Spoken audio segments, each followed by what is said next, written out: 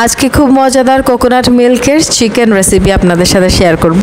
আসসালামু আলাইকুম beautiful people, welcome back to my another blog. প্রথমে একটি প্যানকে প্রিহিট করে নেবেন, সেখানে তেল দিয়ে দিবেন এবং সাথে সাথে সেখানে সরিষার গুঁড়া আর গোটা জিরা দিয়ে দিবেন। এই দুটো উপকরণ 1-2 মিনিটের বেশি ভাজা যাবে না, হলে কিন্তু পুড়ে যাবে। এইবার অ্যাড করে দেবেন পেঁয়াজ। এখানে আমি প্রায় 4টা পেঁয়াজ নিয়ে নিয়েছিলাম মিডিয়াম সাইজের, আর সাথে স্বাদ মতো লবণ অ্যাড করে দেবেন। কিছুক্ষণ ভাজার পর পেঁয়াজগুলো যখন একটু নরম হয়ে আসছে এমনটা দেখবেন, তখন এর মধ্যে অ্যাড করে দিবেন আদা বাটা এবং রসুন বাটা। আমি এখানে আদা বাটা ব্যবহার করেছি প্রায় 3 চা চামচ, আর রসুন বাটাও এখানে ব্যবহার করেছি 3 চা চামচ।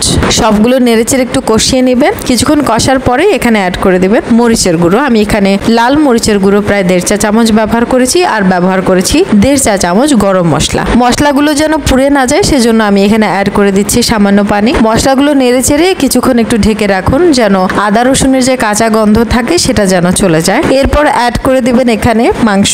আমি এখানে প্রায় 1.5 কেজির মতো মাংস ব্যবহার করছি। মাংসগুলো ভালোভাবে কষিয়ে ঢেকে রাখুন। এক্সট্রা পানি অ্যাড করতে হবে না, মাংস থেকে কিন্তু পানি ছাড়বে। এই যে দেখতে পাচ্ছেন পানিতে কিন্তু অনেকটুকু ছেড়ে দিয়েছে মাংস থেকে। মাংসগুলোকে সেদ্ধ করার জন্য আমি এখানে গরম পানি অ্যাড করে দিচ্ছি প্রায় 1 কাপের মতো। চুলার আগুন কিন্তু একদমই হাই ফ্লেমে দিবেন না, হলে কিন্তু মাংস জ্বলে যাবে আর সিদ্ধ হবে না। অবশ্যই চেষ্টা করবেন আগুন যেন একদমই মিডিয়াম লোতে থাকে। মাংসগুলো যখন সিদ্ধ হয়ে আসা শুরু করবে তখন এর মধ্যে অ্যাড করে দেবেন কোকোনাট মিল্ক। আমি এখানে প্রায় 2 কাপের মতো কোকোনাট মিল্ক ব্যবহার করেছি। নারকেলের দুধ দেওয়ার পরে কিন্তু এইটার যে কালার সেটা আরো বেশি সুন্দর দেখাচ্ছে। আর মজার বিষয় হচ্ছে আমি কিন্তু এখানে এক্সট্রা তেমন কোনো মশলা ব্যবহার করিনি। এই 15 মিনিট পরে দেখবেন মাংসের যে পানি সেগুলো একদম কষে এসেছে। লাস্টে দিয়ে দিবেন ধনিয়া পাতা। আর দেখতে পাচ্ছেন মাশাআল্লাহ এত অথেন্টিক হয়েছে চিকেনটা। জাস্ট বাসায় একবার ট্রাই করে দেখুন, এটা এত টেস্টি। মাশাআল্লাহ মাশাআল্লাহ। ঠিক আছে, তাহলে আজকের ভিডিওটি এখানেই সমাপ্ত করছি। If you like my video then do subscribe. আসসালামু আলাইকুম।